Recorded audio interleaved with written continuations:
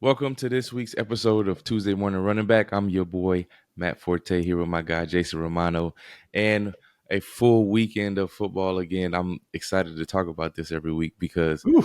man, there's just so much that goes on over the weekend and so much to talk about.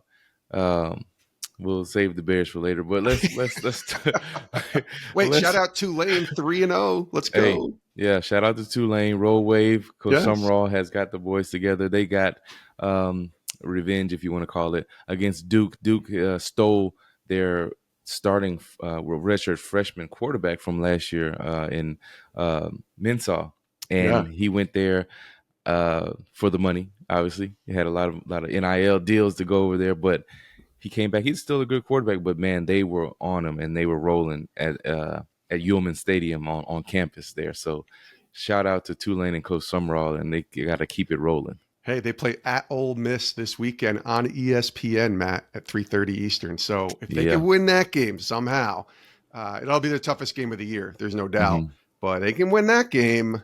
Look out for You got it. Tulane. Hey, we'll be ranked again, and then start our that wave will continue to roll. But I think they Yes. played Ole Miss last year or the year before. I think it was last year, and Okay. was Jackson Dart there? Is that what Yeah. that was? Oh, yeah. And man, they barely almost got away with a Okay. win Okay. from that game. So I'm encouraged that they're playing. I like those games where nobody gives you a chance.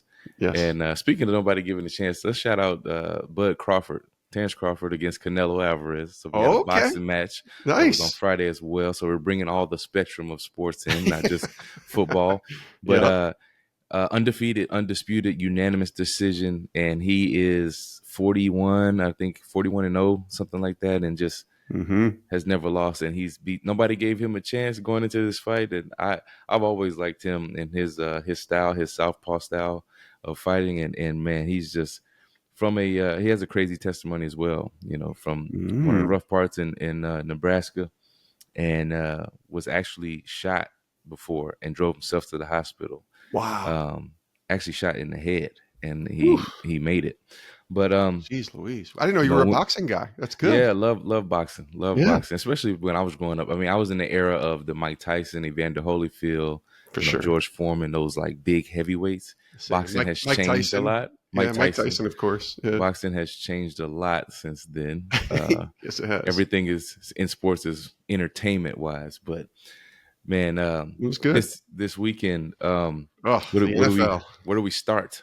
Where do we start? Well, the marquee game was the Chiefs and the Eagles, Yes, yes. and I got to say this too, and I want to talk about the Tush Push in a second with you because it was all over social media. People were just tired of it. Even Dean Blandino from Fox, who was asked about the review on the Tush Push, where did he go? And he actually said his words: "I'm tired of the Tush Push. I can't figure out how are we supposed to officiate this play." So Dean Blandino is saying that. But the Eagles get the win in Kansas City. Shocking to say this when you've been in the Super Bowl 4 of the last 5 years, but the Chiefs are 0-2. They go to the Giants on Sunday night, which should be really interesting. This coming weekend, they need to win that. They can't go Yeah. 0-3. Yeah. And the If they Giants, go 0-3 and they lose to the Giants, especially the way that it might be a wrap after the 3 world may games. blow up.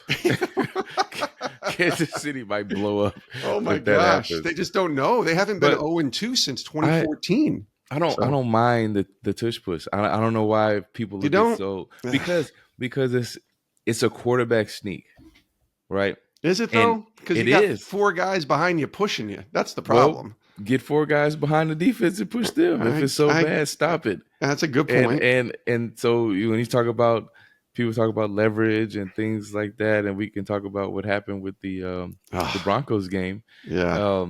I think it's different though. So I'll let you talk a little bit about your perspective when it comes to the leverage aspect Okay. on a field goal as far as the tush push. I just think, man, when it comes down to it, the heart of it, it's literally a quarterback sneak. And people have tried to recreate it and they can't do it. Yeah. I remember, I think the Bears tried it like a year or two ago, tried to do it, and it was like, It was nah, unsuccessful. Yeah. No, don't do it. And there's been other teams like have tried to do it. Some have been successful in certain times, but no one has been as successful consistently as the Eagles have. It's And I think incredible. Yeah. people, whenever you do something like that, and because it's not a wow you play, they're like, oh man, that's not fair, or it's cheating, or it's like they should get rid of it. It's like, man, you can't get rid of the play. It's something that they kind of created. It's not new, but they created it in their own way, and it has been successful for them. Well, they got the right quarterback too, because you can't do a tush push with certain quarterbacks because Yeah, they're going to get hurt, and you can't get your quarterback hurt. But Jalen Hurts, no pun intended here, is somebody who I think knows how to run it well. He knows how to get low, and I pray that nobody gets hurt on that play. My biggest problem, first of all, I think I'm a little biased because you know this. I've never been an Eagles fan for many years, and I think I watched them, and I watched that game yesterday. It was pretty boring, if I'm being honest. Like the Eagles, I think Jalen Hurts threw for 108 yards. yeah, Saquon ran for 88 yards. It was a nice game, but their defense was so good. They beat the Chiefs in Kansas City. It's a win. So never apologize for a win. But the tush push, like they just basically got to play first and second down, get to 2 yards away, and they're going to get it. They're just do it on third down. Okay, well, we got half a yard. Okay, fourth down. Okay, we got it. And you're right, nobody can stop it, which is clearly why they keep doing it. But I don't know, man. I mean, it's a leverage thing where you get 4 guys behind you. If you want to run it an old-fashioned way as a QB sneak, I'm good. I'm down with that. But I'm just kind of tired of it. Like, and guys are false starting. The 2 guards, if you watch the highlights and go to Twitter or wherever you want to go, the 2 guards on the Eagles 3 times on the tush push all false started. Like they were gone before the ball was snapped, and it wasn't called at all. And like I said, Dean Blandino was saying, I'm tired of it because I can't figure out how we're supposed to officiate this play. yeah. So Well, you got Jalen Hurts, who he's a 500 plus pound squatter, and then yep. um you got Saquon, who's like 600 plus squatting, Mm-hmm. and then you got a tight end. And Yeah. then but if you see how the linemen are aligned, it's kind of like rugby, where the scrum, like at the beginning of a scrum, where they're super low and they're literally just diving forward, and they're somehow getting leverage to continue to drive their feet. That's hard to do. So they've studied. I don't even know who. I'm wondering who came up with it, but they've been really good at doing that. And when you think about it, I've been on many goal line situations where we had to run the ball, not from that type of formation, but from the I formation, Yeah. and it's hard. It's Yeah. hard. I'm telling you, like if you're a lineman, if and we always one of our coaches, offensive line coach and offensive coordinator wise, all of them consistently would say, if the O line wins, you score. Otherwise, you're gonna have to do some miracle like break a couple tackles and somehow run through people, and you always got more people around the ball. It's like so tight when it Right. comes to a goal line situation. Those goal line situations are really tough, whether you're in the middle of the field or you're on the actual goal line. So, I have a really dumb I question I for you. say respect to them for being able to Yeah. consistently do that. Do you practice QB sneaks? I mean, I almost think like if you practice it, you have the chance of getting hurt. But would you practice a QB sneak in the time that you played with the Bears? Yeah, we practice QB sneaks, and it was kind of more not a live drill because of the ability of the quarterback to kind of get hurt or someone Right. Right. jumping over or something like that. Um, but they have been times where you practice like a quick snap. Like say there was a somebody gets down, you're not really sure if they got the first down or not, and time's running out, and you want to do a quick snap. They've studied that because we have to get up there. Sometimes you'll see a quarterback take a pause Yeah. and then kind of go around the guard, or depending on the front. So it depends on the front, or if you got linebackers mugged in the A gaps, things like that. So you definitely practice it because there's many different looks that you can go to. Hmm. Interesting. I just wonder how often the Eagles practice a tush push. I feel like that Oh would yeah, be you'd be I don't know, you'd be getting in trouble. You could probably simulate it, but you can't actually do it because you don't want Jalen to get hurt in practice. yeah, But they have it down, man. they I don't got know. it down. I'm kind of tired of it because maybe they're the only team that's doing it, and I don't know why nobody else has figured out how to do it. which is why it feels like they're cheating, which they're not cheating, but it's why it feels like they are.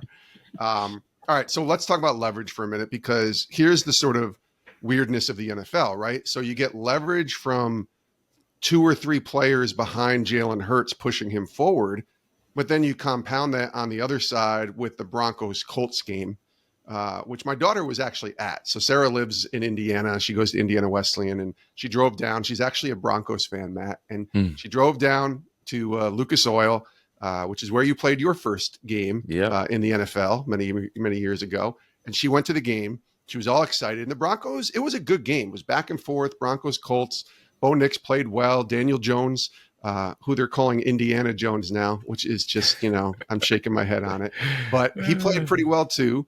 And it came down to the end, right? Broncos had the ball up 2. They're driving. A couple things happen. They have to kick a field goal. It's a little bit longer than they'd like. And the dude misses it, hits it off. I think it was Lutz, hits it off the crossbar. Colts get the ball back with a couple minutes to go. And they go down and they stall at the 45 of Denver. And I don't know if they did a really good job of game management. It's almost like they were playing for the 60-yard field goal, Mm-hmm. which, unless you have Brandon Aubrey on your team with Dallas, you're Yeah. not playing for a 60-yard field goal. And so there it was with 4 seconds to go or 5 seconds to go. They kick a field goal, and the guy was short. The Colts kicker was way short, and the game is over. Denver wins. You can actually hear Kevin Harlan on the call say, Denver wins. But then a flag is called. It's leverage. And apparently, and I watched the play again, I don't quite see the leverage where Denver did it, but the Denver interior lineman was trying to push forward, which this, having seen, I'm sure, and practiced field goal kicks and defending them. He goes forward, kind of leverage, and then goes hands up. The one guy kind of put his hand on the center's back, but didn't use it as leverage to push up. He just kind of pushed him down, which I'm not sure if you can even do that. Maybe that's where the call was. But they called leverage. It's 15 yards, Matt. A 15-yard penalty for leverage. It wouldn't have mattered. It didn't affect the kick. And yet the Colts got another chance, 15 yards closer, 45-yard field goal. He crushes it down the middle, and Indianapolis gets the W, and they go to 2-0. Yeah. So I don't know. I don't know. It's what are your thoughts on that? Because I'm sure you weren't probably involved in too many special teams practicing meetings, but leverage is an interesting thing because you probably could call it on every play. It's one of those things. Yeah. And then the penalty for it is pretty extreme. Even though I didn't play special teams, but I was involved in everything because you got to know. I wanted to know everything that was going on too. That's as good. well. But the leverage aspect is just a bit different when it's a special teams play. When it's a kick, the center, they're trying to protect the center because he's doing a serious snap. His head is down, of course, between his legs, and it's not like a punt where he snaps it and has time to like back up and get his head up. When you're doing a quarterback sneak, the lineman, your center is and your quarterback's right behind you, so you don't even have to look. So your head is already up. So they're protecting his head and neck area and everything. And the leverage aspect is a rule that everybody knows. Your special teams coach and head coach are going to go over that relentlessly because it's a 15-yard penalty. So they put it in there like, hey, you don't even touch the center's back or anything. Like, don't even make it close because they know you're going to get a large penalty for that. And it's the most important point of the game. This is where discipline comes into play because I'm telling you, there's no way that Denver didn't go over that a million times, or their special teams coordinator didn't go over that you don't touch the center, especially in an aspect, to win the game. So it's a bit different when it comes to the type of leverage of pushing as far as using leverage to get up, because obviously they don't want someone to hurt the center or also use the leverage to like jump higher and end up blocking the kick. Right. You've seen guys though time the snap well and jump because the center's so low, they've jumped right over the center and blocked the kick, which is legal if you can do it, but you can't touch the center at all. And sometimes dudes are athletic enough and they time it right, and boom, they're able to do it. If anything, I would be like, man, that should be illegal because man, it's already he's down in that low position, so it's not really hard to really jump over him. It's just you got to time it right, and you got pads and everything on. If you can really do that and do it, That must have been So the be it. call then, because he had his hand on the center like lightly. You could see he wasn't pushing down on him, but Mhm. even just touching him was probably an automatic 15, and that's why they called it. 15 seems a lot, right? 15 yards for that seems It like, definitely seems a I lot. don't know. I personally think like, just like encroachment is 5 yards, and I'm like, Right. it's not as significant as like holding or a clipping call, but 15 is pretty severe for just kind of laying your hand on another player, which we know, yeah, the rule is the rule, but it's Right. kind of severe because it's game changing. Like that was the difference between a win and a loss for Denver. Yes. And I think it'd be fun to go back, and I don't have the time to do this. I'm sure you don't either, but to go back and watch like every field goal kicked yesterday and just watch those two guys in the middle. Mm, And is there leverage on every play that's just not called and they called it there? Or is it a discipline, like you said, where these guys are very careful not to even touch the center? And, it was just one of those freak plays where the Denver guy did it and they got yeah, called. So it'd be everything has interesting. been tried too. Like there's Yeah. rules where the defensive linemen sometimes they'll go towards like the guard and try to pull them so Hmm. that there's a gap. You can't do that. It's defensive holding. But Right. you're like, wait, you can hold on defensive line? Oh, Same yeah. thing in the middle of the field. Guys know there's zone schemes where a guard and a center will block together and the guard will go up to the linebacker and they'll hold both of them. So therefore, the hole may be wide open, but there's a linebacker sitting right there. And because he's holding them, he can't get off to go block the other guy. Man. So it's real. Those are intricacies of the game that you sometimes may or may not see that really make a difference. And it's valid though, because if you want to play the game how it's supposed to be played, you can't like cheat the system or try to find the loopholes. Yeah. Yeah. And it's only week 2. I think players are probably still adjusting to what they're supposed to do and not to do, because they probably didn't get a lot of reps in the preseason or whatever, even though they should know. And I think some of these things will kind of work themselves out as we get more into the season. Unfortunately, injuries don't work themselves out too well. And Joe Burrow, man, he suffered turf toe, it looks like, that could require surgery at the time of this recording. By the time you hear it, he may already have decided, I need surgery. But if he does, it's a 3-month injury. If he doesn't, it's still quite a long time to recover. Have you ever had turf toe? Because I don't even know how to describe what that injury is.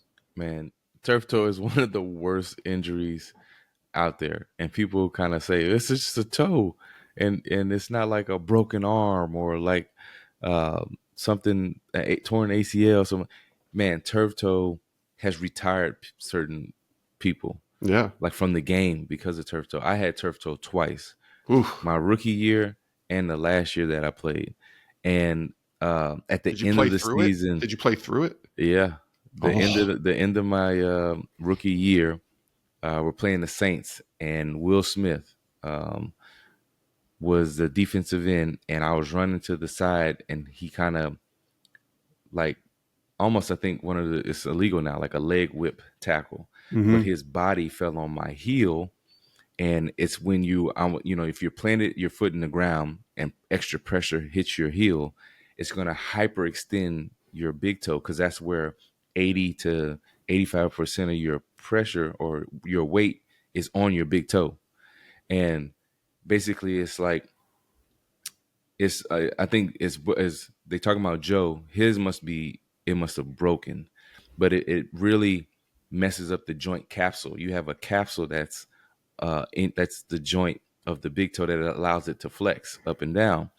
And when it goes too far back, it will rupture the joint capsule. And there's a plate underneath your big toe that slides, that Mm-hmm. allows it to move, uh, up and down, and then obviously in and out.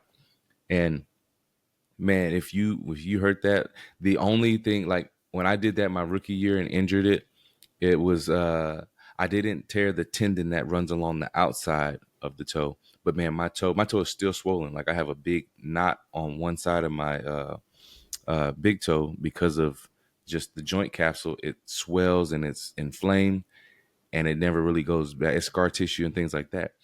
It happened my rookie year. I went back after the season for well, I played in some games. We played in a game against Green Bay at home on like a Sunday night or a Monday night, and it was like -10. So I didn't even Oh, really feel it. I couldn't even feel my toe. So I played in oh. that game, and I was just kind of making it through the rest of the season. Our last game we played in Houston, and we needed to win that game for the playoffs. And I literally was out there on one foot. Like I was Mm. blocking guys with my left foot planted, which is uncommon on the right side of the field. You never like plant your left, usually are planting your right foot. But I couldn't plant my foot in the ground. And man, I had a couple runs and I just like I couldn't do what I usually do. And I took myself out of the game when it came to that point. I was like, look, this toe is bad. I cannot plant. I can't. And you can, you try to tough it out, but you can actually get hurt worse doing that. Mm. It actually I went after the season back to Tulane to graduate, and I was still having trouble with my toe. So I had to fly back up to Chicago and get a cortisone shot in the middle of the joint in my toe. Ooh. One of the worst shots I've ever had to take because they separate your like almost if you have your thumb, this is your big toe, Yeah. and they pull it and separate it so that the joint capsule's open, and they stick the needle in there and put the cortisone shot in there, and the cortisone just makes everything calm down. It's less inflamed and all those things. It's not the greatest treatment for it because it's something that you're putting into your body, but it does help in that aspect. And then my 10th year in the league with the Jets was having a good game. I think it was against Miami or something like that. And at the end of the game, same thing happened. It was like close by the goal line. Someone's body fell on the back of my heel and on the other foot. It was the right Mm. foot my rookie year, and then it was the left foot that year. And I missed like 2 or 3 games with that one. Jeez, you bookended your careers with turf toe on Oh both yeah, feet. Ugh, it's rough. It's it rough. sounds horrible, and especially if you're a quarterback, you're planting off your leverage comes off the right foot, and then obviously, like you said, the leverage from the foot comes from the big toe, and you can't just play through that.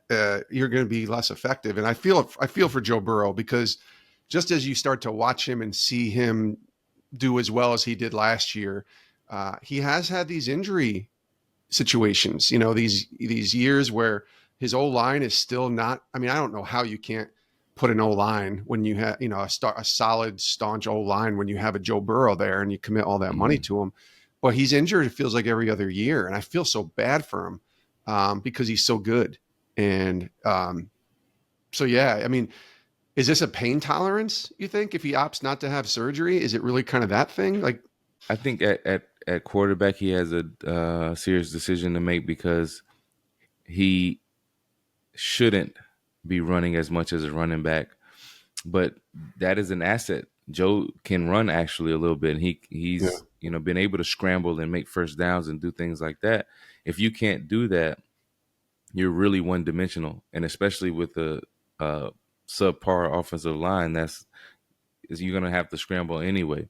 So for the long run, they may have to just put someone else in and let Joe heal yeah, and then reassess. I mean, guys in the front office got to look at this type of stuff. If you have an elite quarterback, I'm not going to say Hall of Fame or anything like that because yeah, his career is elite. yet, but he's elite. He has the possibility of doing that.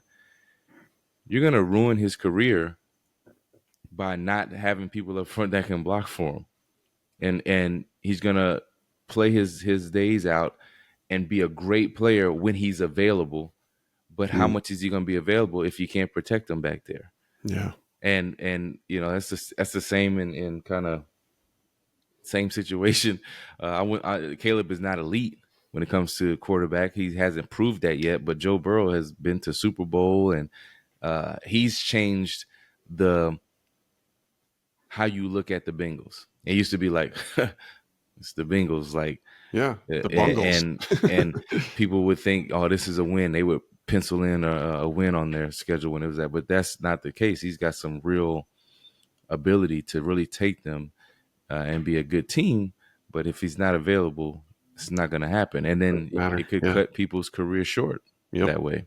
Yeah, I mean they spend so much money obviously on Jamar Chase and T Higgins and their quarterback, but you got to protect him or else it's not going to matter. He's going to be Yeah. running around like crazy. So we wish Joe the best. We'll be praying for him, and hopefully he can get back on the field as soon as possible. I got a new idea for a segment. You named it. I had the idea. You've given it the name, and I think it's a really good one. So we're going to call this, and each week we'll do this. Matt's workhorse of the week. Yes, Now, tell sir. everybody why you said workhorse because I think it's a really cool. That's kind of your nickname, right? In some cases, Yeah, yeah. yeah. I got deemed the nickname Workhorse a long time ago. It was shoot in college and in the pros. Just at Workhorse is like that consistent, Mm-hmm. production. That's no matter what, week in, week out, and that's why honestly, when I played with Turf Toe, I was like, you know what, I'm a workhorse. I'm a I'm workhorse. not. Yeah. I'm gonna tolerate the pain and go out there and try to produce. But um, yeah, the workhorse of the week. I'm gonna go with begrudgingly. I'm gonna go with Amon-Ra St. Brown of the Lions. Man, he Beast. had key Yeah. catches out there, but I deemed him the workhorse because he doesn't just he's not just a receiver. He's an all around receiver. This dude runs reverses. He can throw the ball. He can catch. Obviously, runs great routes, but mainly this dude blocks. He's not afraid to go hit people, and he gets after you during the whole game. Like it's not gonna be any uh, any plays that he takes off. So congratulations, I'm on Ross St. Brown. Maybe send you some of the new workhorse gear or something like that. I got the fresh new knit hats that we work out in um, for I like workhorse that. clothing. Well, we'll tag him on social. Maybe you can send him a note too, and then and let him know he's the workhorse of the week. And this will be fun throughout the NFL season and even college. So we're not going to limit it to just NFL. If you see a college guy that just is a workhorse for that week and helps his team, that's on the table as well. So it'll be kind of fun to see how the season plays out. I like the new segment, workhorse of the week for Matt Forte. So this will be good. Before we get to what you learned at church, I just want to take a quick break and tell everybody again about our friends at Athletes in Action. This is really cool, Matt. They're looking for opportunities for people to join and partner with them to get Bibles in the hands of athletes who do not have access to Bibles. $22 a month, you can put the Bible in the hands of 3 athletes every single month. It's a monthly gift. $22. You like that number? I'm seeing it right behind you. Your jersey, Workhorse 22. And it's an opportunity for Athletes in Action and Sports Spectrum to partner together with you to put the Bible in the hands of athletes around the world who are growing in their faith, but they don't have God's word in their hands. So here's how to do that. Text the word sports, SPORTS, to 71326, sports to 71326, or you can go to athletesinaction.org/spectrum, athletesinaction.org/spectrum. Message and data rates apply, available to U.S. addresses only with Athletes in Action. Again, text the word sports to 71326. What'd you learn at church on Sunday, Matt Forte? Yeah, church was great as always. We had Tony Evans last week, and then Pastor Dates was back off of sabbatical, so That's good. he dove into Exodus chapter 14, where Israel is just freshly, uh, relieved and out of bondage in from Egypt, and they're kind of it, you should read the chapter, on your own because it's so good because it shows the power of God, His Mm, omnipotence, and just how when God, saves you from something, there's no need to fear, even in the face of something that is fearful. So this was an amazing sermon where there's a lot of fear out there today, all over of you know certain types of violence and um, school shootings and there's just all kinds of stuff that we can be fearful of. totally. But as the body of Christ, we there's so many times like you can look at us if you got like logos or something like that, when there's so many times in the Bible where God says, do not fear. And what Charlie talked about is like, there's been certain times where, like, even when the Egyptians, when they see this, they turn towards the leader, like, man, Have you brought us out here because there's no graves in Egypt? Like sarcastically saying, like, well, we're gonna die out here. Why didn't you just leave us at home? Right. And there's been when things get tough, or there's uncertainty or there's fear, people tend to stay or go back towards what's comfortable. And every time biblically that's happened, it's not been good. Anytime you go back, and we'd honestly be slapping God in the face to go back to what he's actually saved us from. So when it came to It's good. Israel, they're saved from being enslaved there. And it's almost as if, God kind of lures Pharaoh out. There's already the plagues that's happened. There's already um, the, uh, the blood on the doorposts, and the firstborn of all the ones who did not have that, the blood of the lamb on the doorpost that's been taken. They've already plundered the Egyptians, where they asked them to borrow, their fine things and nice stuff, and then they get released and they get to leave with those things. So they're not going out empty-handed. And so after seeing 10, all these plagues and all this stuff, and seeing what God has done, Pharaoh still has to be is arrogant enough to say, "Look at the Israelites out there. They look lost. Let's go attack them." So he gets all his chariots, which back in those days, the chariots, like one chariot means like that's power. He gets like 600 of the best chariots and chases after them. And this is one of the best parts. I want to read this part. It starts at I believe verse 10. As Pharaoh drew near, the sons of Israel looked, and behold, the Egyptians were marching after them, and they became very frightened. So the sons of Israel cried out to the Lord. They cried out to the Lord. That's important. Mm-hmm. Then they said to Moses, "Is it because we have no graves in there were no graves in Egypt that you've taken us away to die in the wilderness? Why have you dealt with us this way? To bring us out of Egypt. Is this not the word that we spoke to you in Egypt, saying, 'Leave us alone, may we serve the Egyptians'?" So they really wanted to just go back, and like they forgot how bad that was to serve to be enslaved. So for it would have been better for us to serve the Egyptians than to die in the wilderness. Now, this is where it gets gooder, as some people say. The sea is divided. So, but Moses said to the people, "Do not fear. Stand by and see the salvation of the Lord, which he will accomplish for you today. For the Egyptians whom you have seen today, you will never see them again forever. The Lord will fight for you while you keep silent." And that's the main kind of thrust of the sermon, is that he literally says, and has done this in my life many times before, whatever the enemy has sent at you, whatever kind of issue you may be going through, the salvation of the Lord has come and he's utterly wiped it away. There's certain things that have happened in my life where it's like, man, that issue, I've never had a problem with that ever again after that. And that's what he's telling them. He's like, the Egyptians are coming, but look, I'm gonna fight for you, and I'm gonna wipe them out. Like, you'll never have a problem with them again. And he's like, sit here and watch me fight for you while you're silent. And as we know, the the Red Sea parts, and they walk through on dry ground. Mm-hmm. Like, people overlook that. Yeah. Like, this is the sea standing up at attention at God to allow them to walk through on dry ground. And we all know the rest of the story. Pharaoh and his chariots and everybody is wiped out.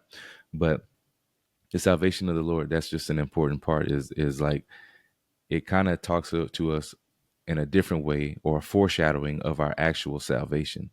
We didn't do anything to gain it. We didn't do anything to deserve it. Yet we sat silent while Jesus Christ died on the cross and saved us from our old sins, our sins now, and the sins that we're going to do. Yeah.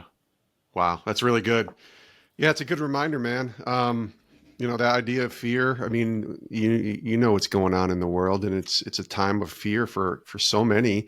And the fact that fear not that's why scripture, and I think the only thing that we can stand upon is Christ and the solid rock. And what a great reminder from what you were hearing on Sunday of just not to fear and to remember that the salvation is at hand. That's all that matters.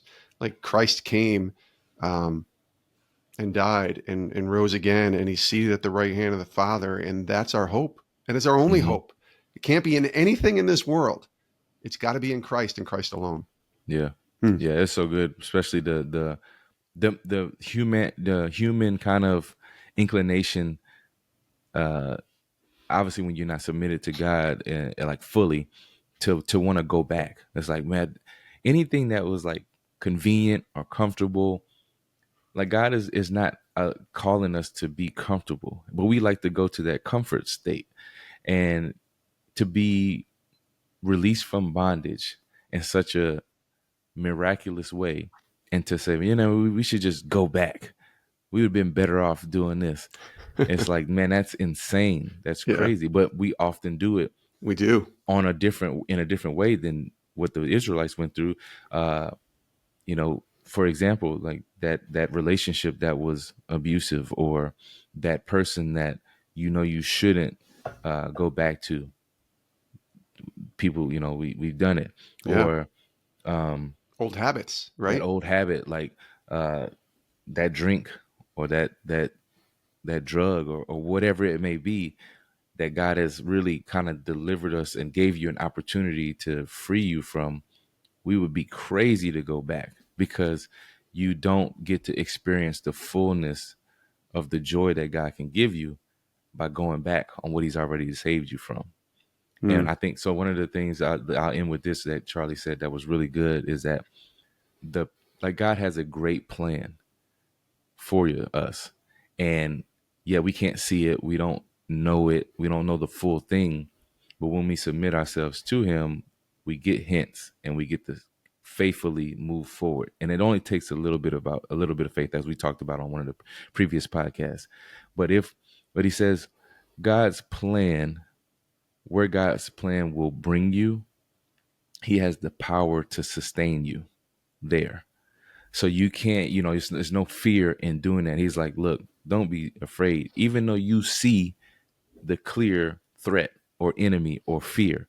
And it's like, yeah, humans, there's a good kind of fear. Like, oh man, that's a snake, Yeah. or Don't go or near that. or that's a lion. I shouldn't get out of you know, the safari vehicle, Well, we got a So bear in our backyard. I'm not going out to pet it. You know what I yeah. mean? And So there's a yeah, good kind of fear that God has put in us to, you know, help you to not harm yourself. right.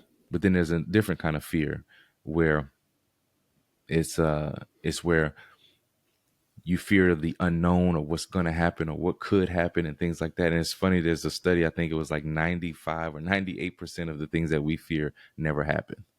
Mm-hmm. And yet we have this fear aspect. But if we just have that little bit of faith to trust God, that his power will preserve you in those positions wherever you are, and wherever his plans to take you. Like he's definitely the. I've heard many people say he's the supply of his own demand.